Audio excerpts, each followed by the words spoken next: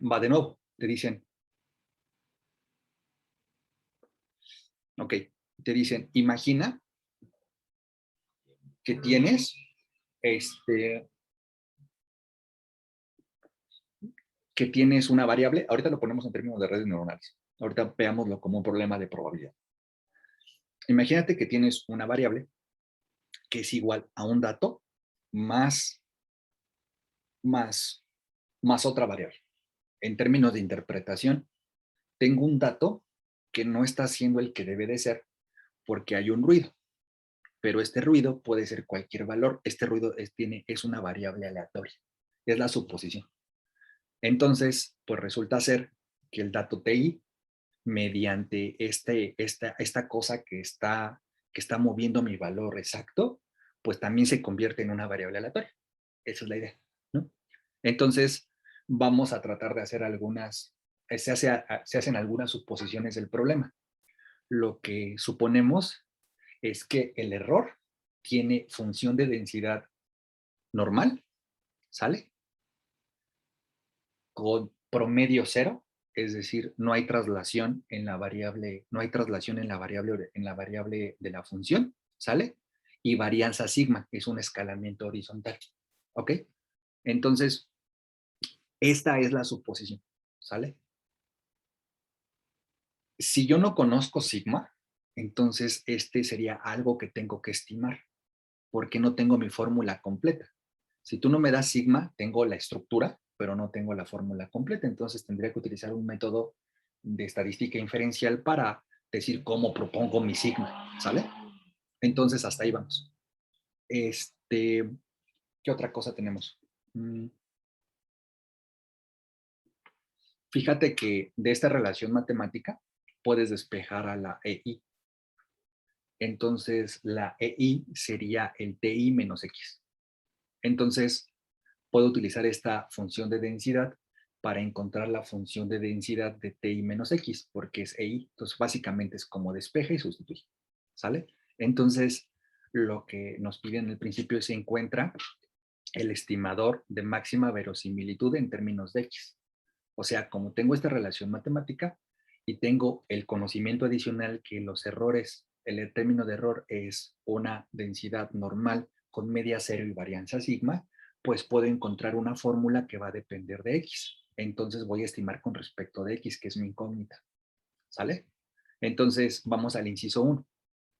Entonces sustituimos la EI por TI menos X. Es el despeje de esa variable, ¿no? Entonces, ¿qué tengo? Yo lo que tengo es que en forma de datos, el que conozco es el TI, así como en el ejemplo anterior el que conocía en los TIs, nada más que el modelo matemático de densidad ahora es esta gaussiana. Entonces, lo que tengo que hacer es encontrar la función de densidad conjunta y optimizar con respecto de X. Y ahí se acaba el problemita, ¿sale? Ahorita, más adelante, lo ponemos en concepto de redes neuronales. Entonces, pues, ¿qué es lo que quieres? Pues lo que quieres es que cada dato vino de una normal con esta estructura. El problema es que pues yo tengo que encontrar X y pues ya veré si el sigma es conocido, también va a ser algo que tendría que estimar. Entonces lo que quieres es la función de densidad conjunta. ¿Cuál es la función de las T's dado la X? ¿Sale? Entonces la X es el parámetro a estimar. En términos de una gaussiana es el promedio. ¿Ok? Por por la condición de idénticamente distribuida, esta función es igual a la multiplicación de las funciones individuales, ¿sale? Y cada una de estas, pues tendría este modelo. Entonces, el TI dado X sería, el T1 dado X sería este con T1 y todo lo demás. Este sería esta fórmula, pero aquí con el dato 2 y así sucesivamente. Pero fíjate que son exponenciales. Entonces, bases iguales se están multiplicando. Entonces, los exponentes se suman. Entonces, te quedaría así. Los exponentes y multiplicaste 2pi por 2pi por 2pi, porque cada una de estas tiene 2pi. Entonces, multiplicaste 2pi. ¿Cuántas? Pues de acuerdo a cuántos datos tenías. ¿Sale? Aquí está mal. Aquí yo creo que es error de dedo de Hagan o error de dedo mío al copiar. Es de 1 hasta Q, ¿no? ¿Por qué? Pues cuántas veces multiplicaste, ¿no? Es hasta Q mayúscula. Entonces eso se los modifico, ¿no? Es hasta Q mayúscula. Listo. Entonces, Fíjate que a este que está acá, ¿sale? No me estás diciendo nada sobre sigma. Híjole, entonces pues sigma no lo conozco. Entonces, esta le vamos a llamar z de beta, ¿sale? Esta que está aquí es una formulita, ¿sale? ¿Por qué le llamamos beta? Nos conviene por el momento llamarle beta. Fíjate que beta lo vamos a definir como 1 entre 2 sigma cuadrada. Entonces, fíjate que si beta lo definimos como 1 entre 2 sigma cuadrada, pues lo que tendríamos aquí es menos beta. Y este que está aquí le vamos a llamar el ED. Ahora, ¿qué es lo que está pasando en este problema? Este, pues fíjate que lo que queremos hacer es maximizar esto, porque es este procedimiento de hacer estas suposiciones y luego encontrar el máximo, se llama procedimiento de máxima verosimilitud. Pero fíjate que esta es una exponencial, que es decreciente. Entonces, ¿cuándo esta exponencial tiene el valor más grande? Pues cuando el exponente por el negativo, cuando este tiene el valor más pequeño, porque es decreciente. Entonces, optimizar esto, ¿sale? Encontrar el valor más grande de esto es equivalente a encontrar el mínimo de ED. Si yo encuentro el mínimo de ED, que ahí es donde está mi variable X, pues fíjate que ya optimicé esto porque va decreciendo. Entonces, resolver el problema haciendo estos cambios de variable, ¿no? ¿Sale? Este, mm, se simplifica a optimizar ED. ¿Pero quién es ED? Es esto. Si derivas con respecto de X, pues regla de la cadena, ¿no? Entonces aquí tienes una suma de muchos términos, es la derivada de cada uno de ellos, pero en cada uno de ellos el 2 baja y en cada uno de ellos el derivada es menos 1. Entonces puedes volver a factorizar el TI menos X o ponerlo en términos, no factorizar, perdón, ponerlo en términos de suma. Por lo tanto, lo que tú quieres es igualar a cero, ¿no? Para encontrar cuál es el X óptimo. Entonces, pues lo que dices, pues la suma es como la integral, o al revés más bien, ¿no? La integral es como la suma. La suma se abre, entonces sería la suma del primero menos la suma del segundo, pero está sumando x más x más x, la variable de la suma no está aquí adentro. Entonces, ¿cuántas veces está sumando xq veces? Entonces, la suma de x veces es qx. La suma de xq veces es qx. Y eso es igual a cero porque son los puntos críticos, ¿no? Entonces, pues, esto es igual a cero, el menos 2 pues, lo pasamos dividiendo, se muere, y entonces, o equivalentemente, tienes una multiplicación de dos cosas iguales a cero, este no es cero, entonces no hay de otra más que este sea cero. Si este es cero, igualas a cero, la qx la pasas de un lado, el q pasa dividiendo. Por lo tanto, el X de máxima verosimilitud, likelihood, se escribe, es en inglés, verosimilitud, likelihood. Entonces, pues, este es el estimador. Y fíjate que este estimador no es otra cosa más que el promedio de los datos.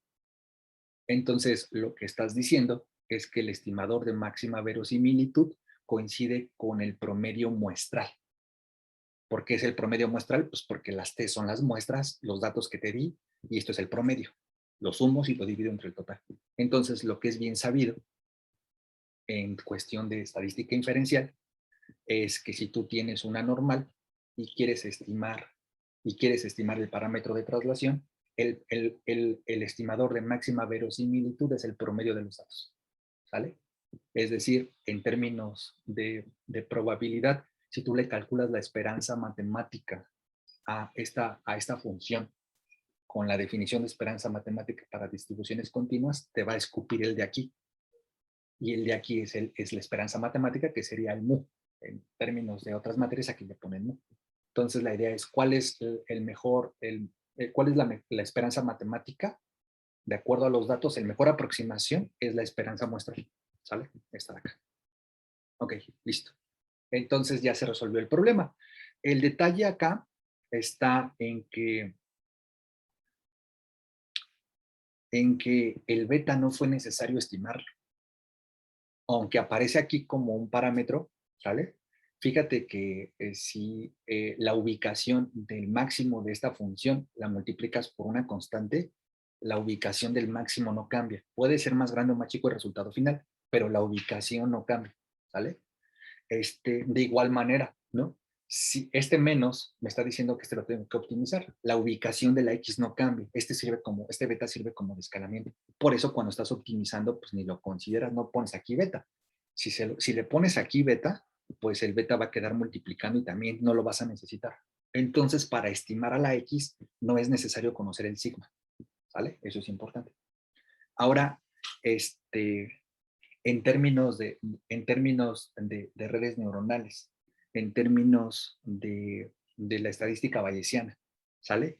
Lo que estabas diciendo aquí, ¿sale? Es que aquí tienes el error, que es el target, menos lo que sale de la red neuronal. Y las condiciones del planteamiento del problema es que el target viene contaminado por un error. O sea, tú no lo puedes ver a ciencia cierta. Y, y la hipótesis fundamental es que ese error es una variable aleatoria. Eso es ese error con el que tú estás leyendo el target, ¿sale? Y ahorita se va a ver más adelante en los problemas. Esa es la hipótesis clave. Como le estoy asociando una distribución normal, eso ocasiona que esa distribución normal se herede a la TI menos X. Ese es el frame principal, ¿no? ¿Y qué está pasando? Pues fíjate que en el exponente te está quedando el ED. ¿A qué nos referimos con el ED? Es el error sin el término de corrección. Estoy optimizando esto. Entonces, es una cadenita de suposiciones, ¿vale? Entonces, hasta ahí nos vamos. Ahora nos dicen en el inciso 2. Encuentra el estimador más probable de X. ¿Qué es eso?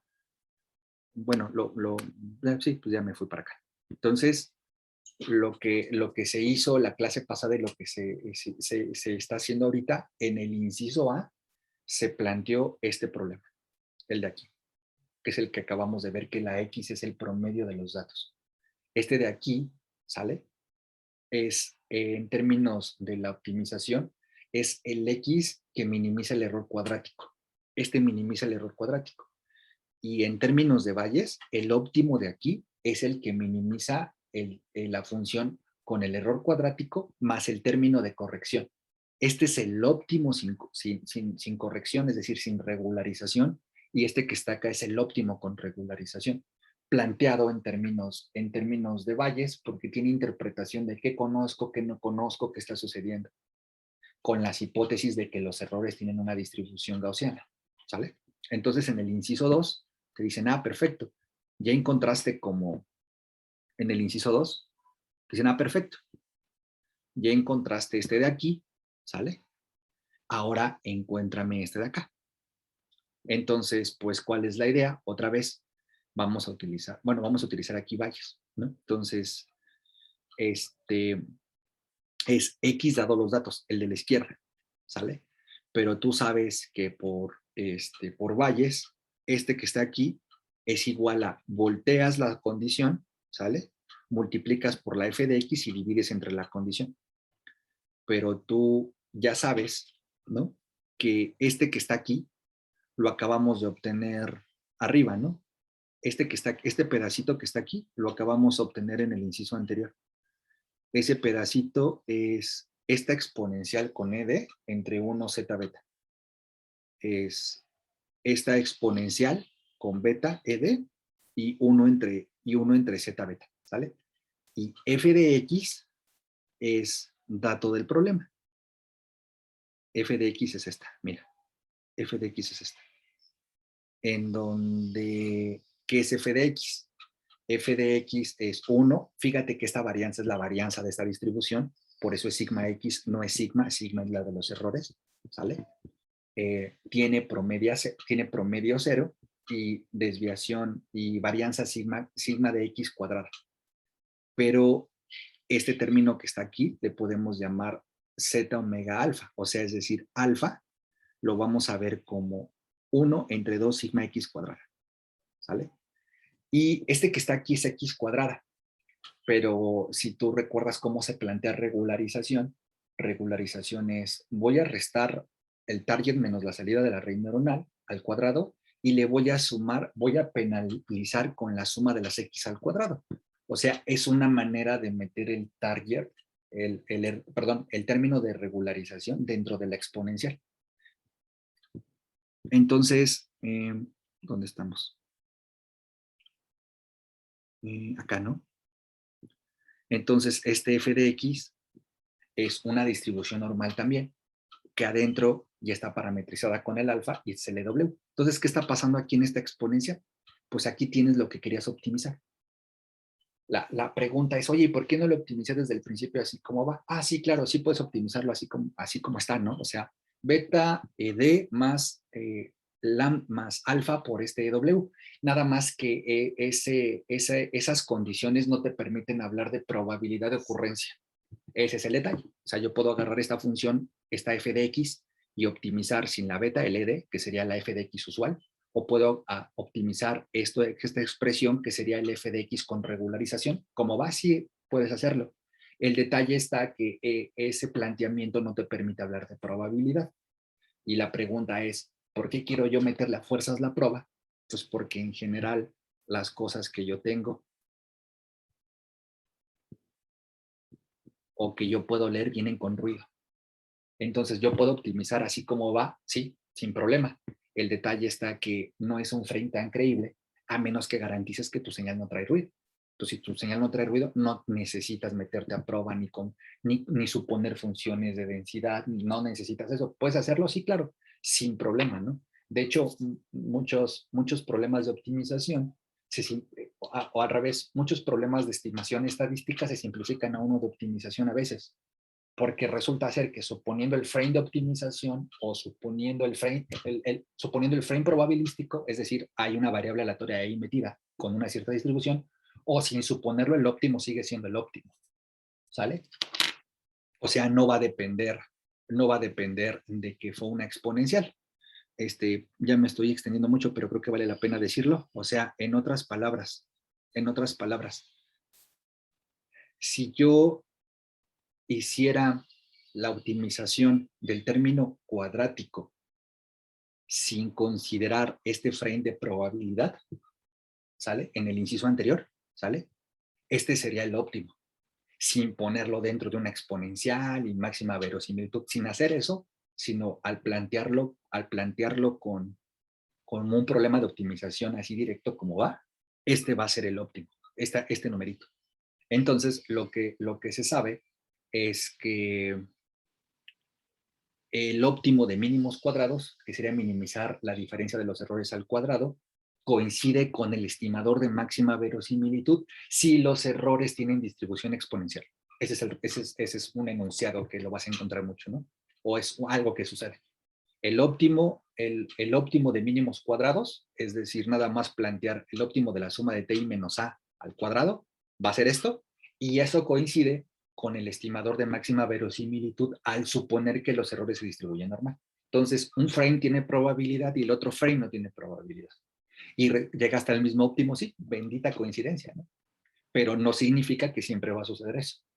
En, por las, puedes explicártelo de varias maneras por qué sucede. El más fácil es pues, por las propiedades de la exponencial, ¿no? ¿Vale? Porque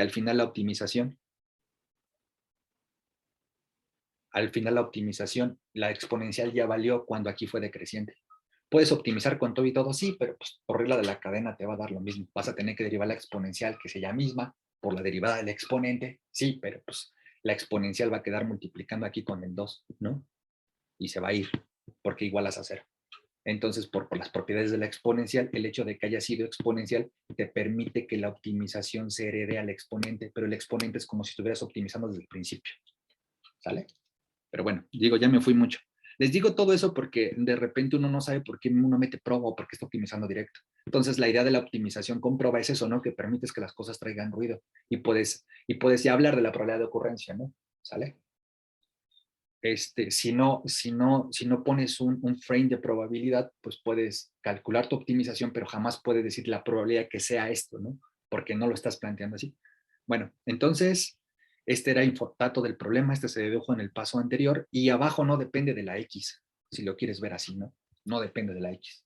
Entonces, ¿qué está sucediendo? Pues a mí me dijiste que yo encontrara el estimador más probable, ¿no? Que así le llama Hagan para distinguirlo el lado izquierdo del lado derecho. El lado derecho le llama directamente este pedacito le llama, cuando optimizas este dices que es el estimador de máxima verosimilitud, y cuando estás optimizando el lado izquierdo dice que el estimador más probable, ¿sale? Entonces, pues, aquí simplemente son los cambios de variable de notación, ¿no? Y otra vez, ¿no? Vamos a optimizar esto. En términos de redes neuronales, el óptimo de aquí es error sin regularización, función de error sin regularización. El de la izquierda, ¿sale? Este de acá es función de error con regularización, y aquí se ve, ¿no? Cómo ya apareció la regularización. Entonces, pues otra vez la misma idea. ¿Quieres maximizar esto? Método de máxima verosimilitud. Por la relación matemática, esta exponencial es decreciente. Eso va a pasar cuando lo de adentro sea mínimo, que es como si hubieras optimizado directo sin meterlo dentro de una exponencial, ¿va? Entonces, pues te pones a optimizar lo de adentro, ¿no? Acá está. Entonces, ¿quién es el parámetro? Pues es X. Entonces, pues derivas con respecto de X, ¿no? Ahí ese es cálculo directo, no lo voy ni a ver, pues así como va, derivadas de toda la vida. Y luego, pues igualas a cero porque quieres el punto crítico y despejas el X. Ahí está, ¿no? Y este es el X óptimo, ¿sale? Más probable, o si lo quieres ver así, estás optimizando la función de densidad bayesiana, ¿sale? Mientras que antes estábamos optimizando la función de densidad tal cual, ¿no? Sin un contexto, no utilizando la fórmula de Bayes. Kagan le llama el más probable. En términos de redes neuronales, en el anterior estábamos optimizando sin parámetro de regularización, y aquí estamos optimizando con parámetro de regularización. En términos de reducción, fíjate que si no hay regularización, que es el alfa, ¿sale? Que es el alfa, la regularización, está por acá. Pues fíjate que estos óptimos coinciden, porque este sería 0, y beta que multiplica con beta que divide, pues se van, y te queda que X sería el promedio de los datos, ¿sale? Entonces, si X tiende a 0, pues entonces el más probable, aquí me equivoqué, tiende al ML. El MP tiende al ML. El óptimo con regularización tiende al óptimo. Sin regularización, pues sí, si algo vale 0, pues se simplifica. Ok, ahora en términos conceptuales, ¿no? Cuando tú optimizas, cuando tú planteas regularización, dices, pues mira, yo voy a proponer pues, una constante acá y una constante acá, ¿sale? De tal manera que escale los errores. Acá dices qué tanta importancia le das a la magnitud, ¿no? Eso es en términos de optimización funcional, así como va. En términos del frame probabilístico, ¿sale? En términos del frame probabilístico, esa beta tiene que ver con la varianza de los errores, ¿sale? Es el inverso de la varianza. Y ese alfa que uno plantea así directo en regularización sin meterlo en este frame, tiene que ver con la varianza de la X, ¿sale? O sea, es el inverso, ¿ok? Entonces, pues lo que te está diciendo esto es que es una interpretación, ¿no? Lo que te está diciendo esto, déjenme, ¿dónde lo vemos? Lo que te está diciendo es que alfa es chiquito, o sea, esa ponderación del término de regularización es chiquito si la varianza de los datos es grande, la varianza de los X, ¿ok? No de los datos, de los X. Los datos son los test, ¿no? De las X. ¿Qué significa que algo tenga varianza grande? La varianza es una medida que te dice qué tan dispersos están los datos respecto al promedio. Mientras más varianza haya, significa que los datos están más alejados del promedio. Mientras menos varianza haya, o sea, mientras sea más chiquito el número, significa que los datos están más cercanos al promedio. Entonces, si hay mucha varianza, si estos X están muy dispersos o se están regados por todos lados, no están tendiendo a algo, sino están regados por todos lados, pues entonces penaliza poquito, porque esos X no nos están diciendo mucho. Si estos X están muy concentrados, entonces penaliza mucho, porque esto va a ser, si la varianza es chiquita, esto se hace grande. Entonces penaliza mucho con la X, ¿no? Porque estamos encontrando los buenos datos. No te muevas porque cada dato es importante. están concentrados, no están tan dispersos, estamos cerca de llegar, ¿no? Esa es la idea del alfa. Y la misma idea con el beta, pero el beta no hace caso a las X. El beta hace caso a esta situación, pero de los errores. ¿Qué es eso del error? Es esta contaminación externa, ¿no? Y se interpreta como error, pues por la resta, ¿no? Pero realmente esta cosa no es que sea TI menos X. Bueno, sí, porque pues aquí lo está concentrado. Esta cosa está contaminando a la X, ¿no? Entonces, esta cosa externa que está contaminando, pues dependiendo qué tan contaminada venga,